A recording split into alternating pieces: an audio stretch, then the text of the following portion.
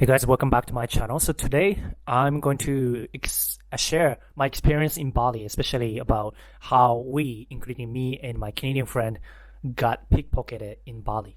And specifically we are talking about Kuta area, which is kind of South Bali, right near airport, not to the north of the airport, but to the south of Seminyak and Canggu.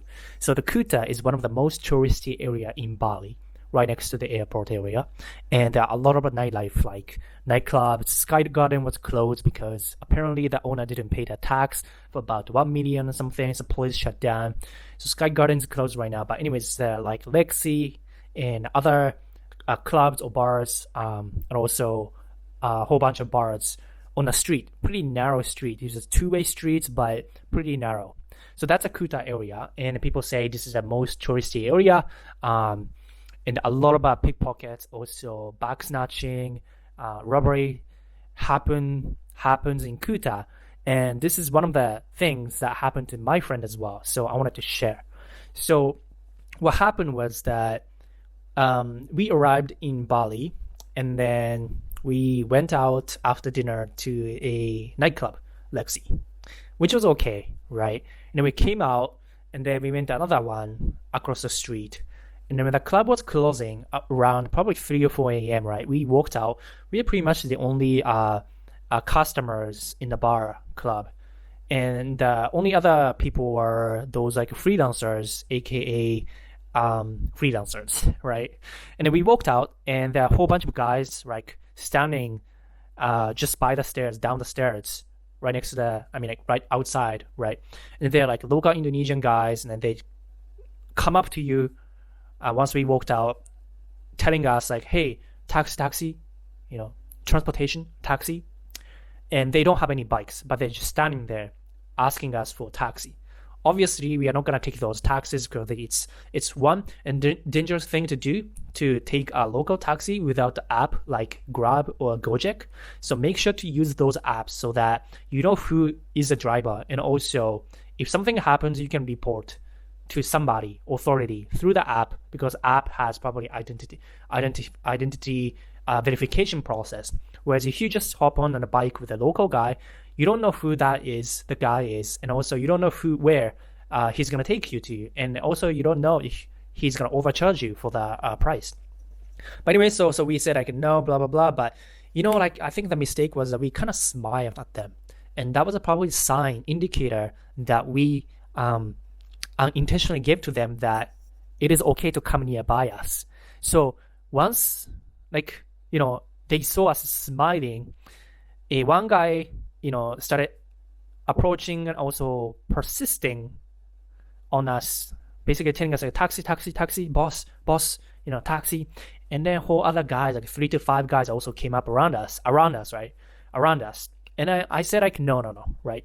And I extended my arm, no, because somebody was trying to come too close to me, right? Physically too close. So I did that, but my friend didn't. My friend said no. Verbally, he said no, thank you, or something like that. But he didn't physically push them over, which allowed them to come right close to him. And basically, I saw it was so fast. It happened in like 5 to 10 seconds. But basically, I felt like 1 or 2 guys around me, and I said no. And also, I felt. So basically, when I'm walking on a Kuta street, I always put my smartphone, which contains a ID and a credit card and a cash in the phone case, in my front pocket, and also put my hand over the pocket to cover my phone on the pocket, the mouth of the pocket, which was what I was doing. But I felt somebody touching my, the pocket entrance. And so I grabbed the hand, but the guy wasn't looking at me, so I let the hand go. I think that's one tactic. They try to put their hand on your pocket while not looking. So when you grab the hand, you will realize, or you will perceive that, oh, it was just a random accident, because he's not looking at you. He's not really trying to, it doesn't seem like he's trying to look at the pocket and try to grab it. It might feel like, oh, it was just, the arm was around, the hand was accidentally touching the area near the pocket. So that happened. I grabbed the wrist. I remember that. And then a few seconds after, like 3 to 5 guys surrounding him, and basically kind of pushing over, and then But he didn't like extend his arms to say like, no, don't come close kind of thing. So all the people come around him and are probably touching him all over his body.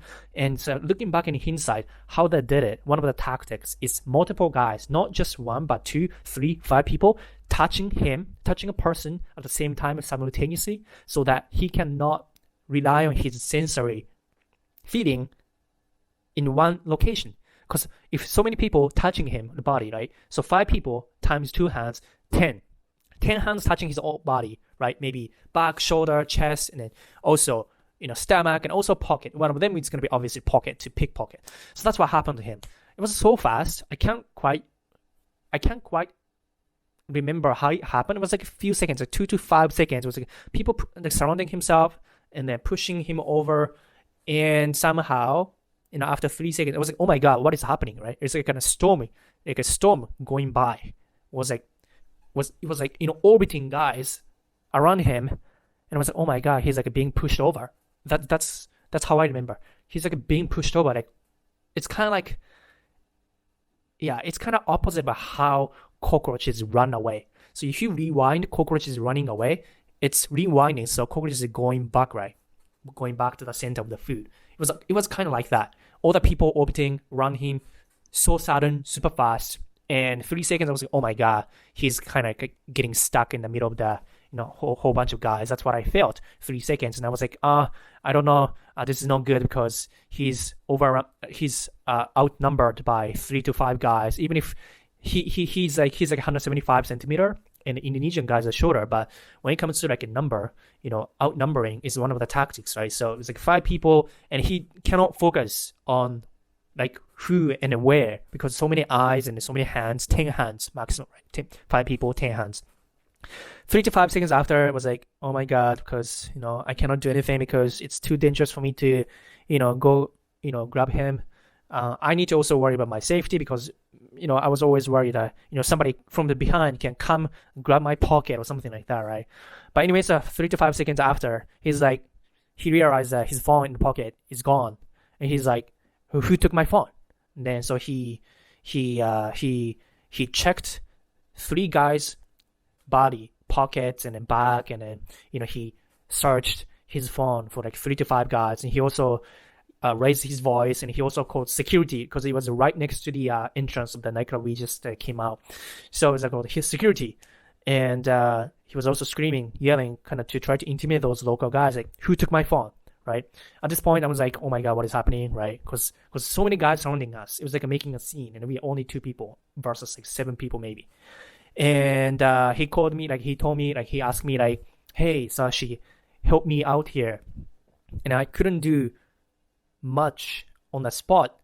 And I wanted to pull out my phone, but also I was worried that somebody was going to snatch up my phone as soon as I take that out from my pocket. But I did take out my phone, and I called his number.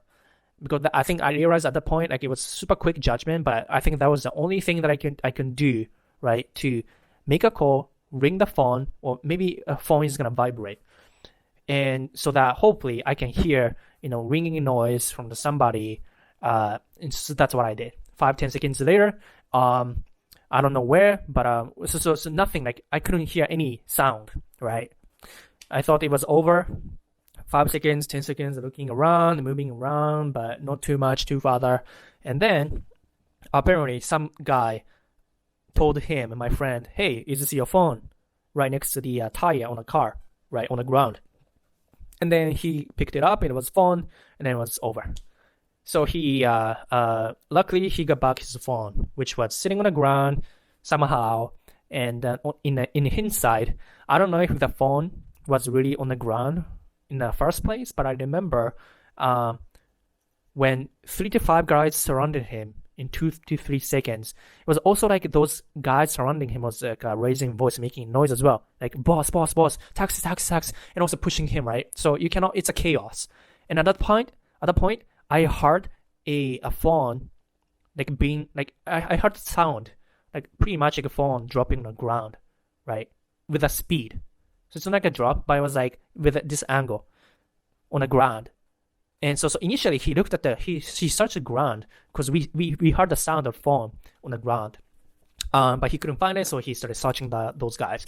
So I don't know if in hindsight, if the phone was all from the beginning sitting right by the car tire, or because I called his phone, somebody who was holding his phone realized, oh my god, this phone is gonna ring and vibrate to make sound, and then I'm gonna be caught.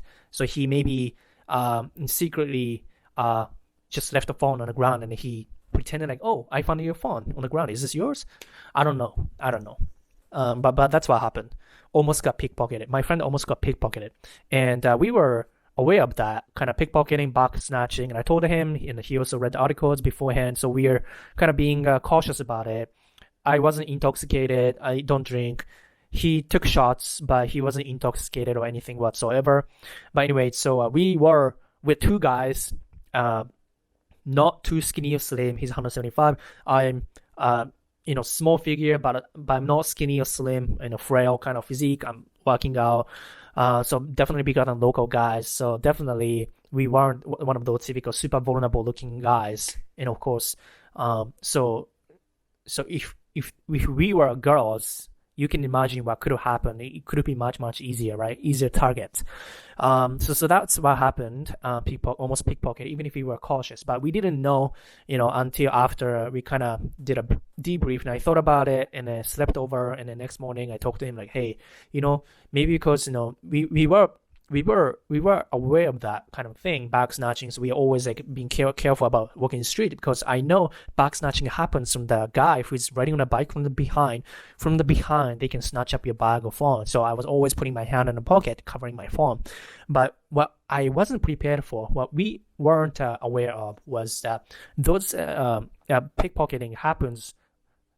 Is done by multiple people touching you, pushing you over. So multiple people touching, which means like 3, 5, 6, 8, 10 hands touching your body, which means you lose your sensory feeling, because you don't know who is touching where with too many hands all of a sudden, right? That's one thing. And also I felt somebody's hand touching my like a pocket mouth twice, and both time it was like a taxi kind of guys coming up to me, and it was like multiple people. 2 people coming close, smiling at you, and then coming close, and hey boss, taxi, and then hey, where are you from? And then like casual touch, and then before you know, I felt a hand, because I was always putting my hand in the pocket, and I felt a hand touching slightly, and I grabbed it twice, So I was pretty cautious about it, but I wasn't too prepared for this pickpocketing. So definitely be prepared for pickpocketing Kuta. After that incident that night, we walked back. We tried to replicate that incident again by walking along the local guys, trying to give us a taxi. And we said like, hey, blah, blah, blah. We were more prepared right now, and we wanted to know what's going to happen now that thing happened. So we talked to local guys, kind of played out pray. Right? So once like we smiled at them, all the guys across the street also came up to us. All the guys that came up to us because they realized, oh, we are smiling, we are not defensive. They came up surrounding us like 3 to 5 people. And it was like, oh my god, this is like how it goes down. But we kind of we wanted to see how they play out their game. So it's one thing, if you smile at them, if you start talking to them, it's kind of like hyenas coming up to you from across the streets, because all the guys are looking at you as a foreigner. So you're not just talking to the one person, but that is giving the guys surrounding yourself indicator that, he's like kind of vulnerable, smiling and talking. So do be prepared and be careful about it. And then after that, we walked back to the hotel, but there's a local guy on a bike. That was like a legit bike.